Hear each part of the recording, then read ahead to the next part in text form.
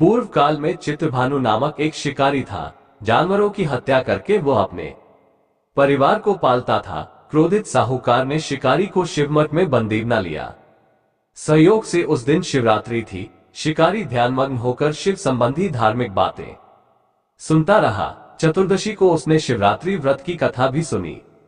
शाम होते ही साहूकार ने उसे अपने पास बुलाया और ऋण चुकाने के विषय में बात की। शिकारी अगले दिन सारा ऋण लौटा देने का वचन देकर बंधन से छूट गया। अपनी दिनचर्या की भांति वो जंगल में शिकार के लिए निकला, लेकिन दिन भर बंदी गृह में रहने के कारण भूख प्यास से व्याकुल था। शिकार खोजता हुआ वह बहुत दूर निकल गया। जब अंधकार हो गया तो उसने विचार किया कि रात जंगल में ही बितानी पड़ेगी। वो वन एक तालाब के किनारे एक बेल के पेड़ पर चढ़कर रात बीतने का इंतजार करने लगा। बिल्व वृक्ष के नीचे शिवलिंग था जो बिल्वपत्रों से ढका हुआ था। शिकारी को उसका पता न चला। पड़ाव बनाते समय उसने जो टहनियां तोड़ी वे संयोग से शिवलिंग पर गिरती चली गई। इस प्रकार दिन भर भूखे प्यासे शिकारी का व्रत भी हो गया और शिवलिंग पर बिल्वपत्र भी चढ़ गए। एक पहर रात्रि बीत जाने पर एक गर्भिणी हिरणी तालाब पर पानी पीने पहुंची। शिकारी ने धनुष पर तीर चढ़ाकर ज्यों ही प्रत्यंचा खींची, हिरणी बोली, मैं गर्भिणी हूं, शीघ्र ही प्रसव करूंगी। तुम एक साथ दो जीवों की हत्या करोगे जो ठीक नहीं है। मैं बच्चे को जन्म देकर शीघ्र ही तुम्हारे समक्ष प्रस्तुत हो जाऊंगी, तब मार लेना। शिकारी ने प्रत्यंचा ढीली कर दी और हिरणी जंगली झाड़ियों में लुप्त हो गई। प्रत्यंचा चढ़ाने तथा ढीली करने के वक्त कुछ बिल्वपत्र अनायास ही टूटकर शिवलिंग पर गिर गए। इस प्रकार उससे अनजाने में ही प्रथम प्रहर का पूजन भी संपन्न हो गया। कुछ ही देर बाद एक और हिरणी उधर से निकली। शिकारी की प्रसन्नता का ठिकाना न रहा। समीप आने पर उसने धनुष पर बाण चढ़ाया।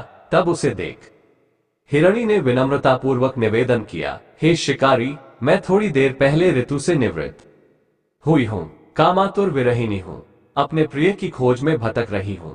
मैं अपने पति से मिलकर शीघ्र ही तुम्हारे पास आ जाऊंगी।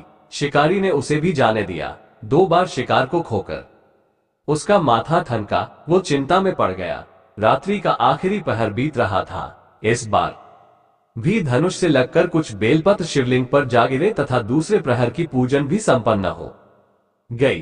तभी एक अन्य हिरणी अपने बच्चों के साथ उधर से निकली। शिकारी के लिए यह स्वर्णिम अवसर था। उसने धनुष पर तीर चढ़ाने में देर नहीं लगाई। वो तीर छोड़ने ही वाला था कि हिरणी बोली, हे शिकारी, मैं इन बच्चों को इनके पिता के हवाले करके लौट आऊंगी। इस समय मुझे मत मारो। शिकारी हंसा और बोला, सामने आए शिकार को छोड़ दो। मैं ऐसा मूर्ख नहीं। इससे पहले मैं 2 बार अपना शिकार खो चुका हूं। मेरे बच्चे भूख प्यास से व्यग्र हो रहे होंगे। उत्तर में हिरणी ने फिर कहा, जैसे तुम्हें अपने बच्चों की ममता सता रही है, ठीक वैसे ही मुझे भी। हे शिकारी, मेरा विश्वास करो, मैं इन्हें इनके पिता के पास छोड़कर तुरंत लौटने की प्रतिज्ञा करती हूं। हिरणी का दीन स्वर सुनकर शिकारी को उस पर दया आ गई। उसने उस मृगी को भी जाने दिया। शिकार के अभाव में तथा भूख प्यास से व्याकुल शिकारी अनजाने में ही बेल वृक्ष पर बैठा बेलपत्र तोड़ तोड़कर नीचे फेंकता जा रहा था। पौ फटने को हुई तो एक हृष्ट पुष्ट मृग उसी रास्ते पर आया। शिकारी ने सोच लिया कि इसका शिकार वो अवश्य करेगा। शिकारी की तनी प्रत्यंचा देखकर मृग विनीत स्वर में बोला, हे शिकारी, यदि तुमने मुझसे पूर्व आने वाली 3 मृगियों तथा छोटे छोटे बच्चों को मार डाला है तो मुझे भी मारने में विलंब न करो, ताकि मुझे उनके वियोग में एक क्षण भी दुख न सहना पड़े। मैं उन हिरनियों का पति हूं। यदि तुमने उन्हें जीवन दान दिया है तो मुझे भी कुछ क्षण का जीवन देने की कृपा करो। मैं उनसे मिलकर तुम्हारे समक्ष उपस्थित हो जाऊंगा। मृग की बात सुनते ही शिकारी के सामने पूरी रात का घटनाचक्र घूम गया। उसने सारी कथा मृग को सुना दी। तब मृग ने कहा, मेरी तीनों पत्नियां जिस प्रकार प्रतिज्ञाबद्ध होकर गई है, मेरी मृत्यु से अपने धर्म का पालन नहीं कर पाएंगी। अतः जैसे तुमने उन्हें विश्वासपात्र मानकर छोड़ा है, वैसे ही मुझे भी जाने दो। मैं उन सबके साथ तुम्हारे सामने शीघ्र ही उपस्थित होता हूं। शिकारी ने उसे भी जाने दिया। इस प्रकार प्रातः हो आई। उपवास, रात्रि जागरण तथा शिवलिंग पर बेलपत्र चढ़ने से अनजाने में ही पर शिवरात्रि की पूजा पूर्ण हो गई। पर अनजाने में ही की हुई पूजन का परिणाम उसे तत्काल मिला। शिकारी का हिंसक हृदय निर्मल हो गया, उसमें भगवत शक्ति का वास हो गया।